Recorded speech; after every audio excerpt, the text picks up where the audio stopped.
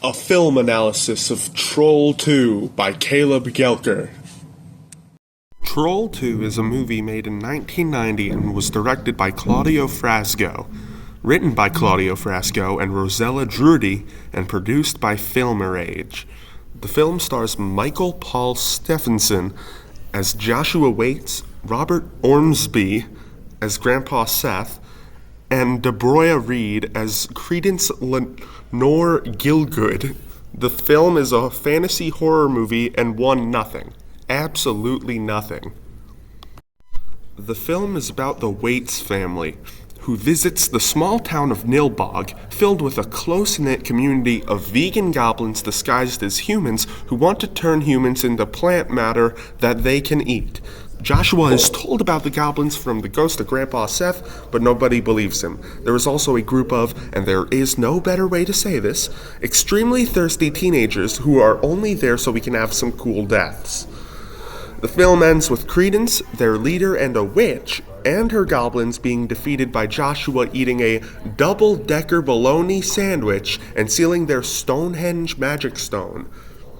The movie ends on a cliffhanger as Joshua sees his mother being eaten when they get back home. Cue Home Alone-esque scream, fade to black, roll credits.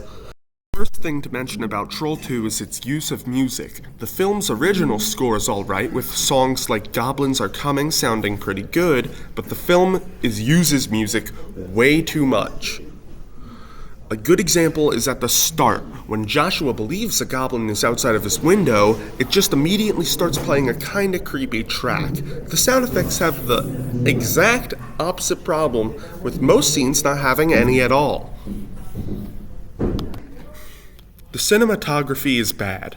It uses the hard cut for most transitions, even in the same scene occasionally. For example, in the church when they're trying to feed Joshua some Nilbog ice cream, chanting in unison, it hard cuts to the same place with the dad running down the steps, but now there is nothing. The crash zoom is also very common, with at least one happening every minute, which makes it extremely clear how nobody really cared about these aspects of the film, nor knew how to do them. The one good thing is the sets and costume design. The goblins look grotesque and threatening, the dissolving of people looks appropriately disgusting, and the one set they probably actually made for the movie, the church, looks pretty good. This is most likely because Claudio got another company to do it, but it looks good regardless.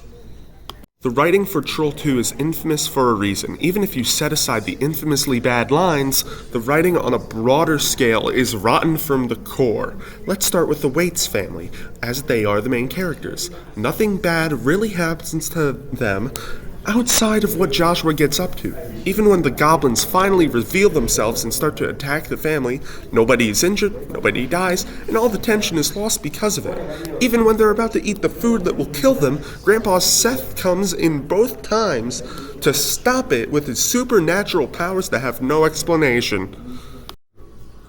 The side plot with the teenagers is completely and utterly useless. It exists to have some cool death scenes and establish Credence as the head honcho of the goblins, both of which don't need to happen. Credence already introduces herself by giving a cheesecake to the family, and the deaths are only for flair since the characters, again, do nothing else.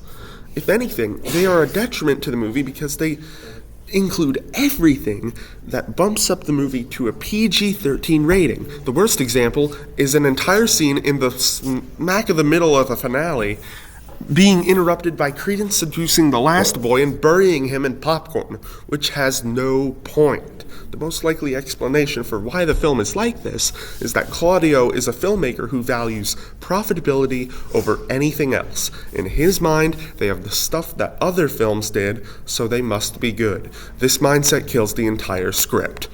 Troll 2 has a clear theme of man versus veganism that sounds like a joke, but it isn't. The goblins refuse to eat humans raw and have to turn them into plant matter in order to eat them. All of the food in Nilbog has some sort of green hue and lacks any meat, and they are afraid of people who eat meat as shown by Joshua in the finale. This very clear anti-vegan theming is because Claudio's wife was upset that all of her friends were turning vegan. No joke. Overall, Troll 2 is infamous for a very good reason. From the first scene establishing that there are no trolls in this movie, I knew this movie was going to be bad in the best possible way. Not a moment of this movie had me silent. I was always laughing at the stupidity before me. Therefore, I have to give this movie 1 Nilbog milk out of 12 Nilbog milks. Here's some Nilbog milk. Special milk, high in vitamin content. Here is free.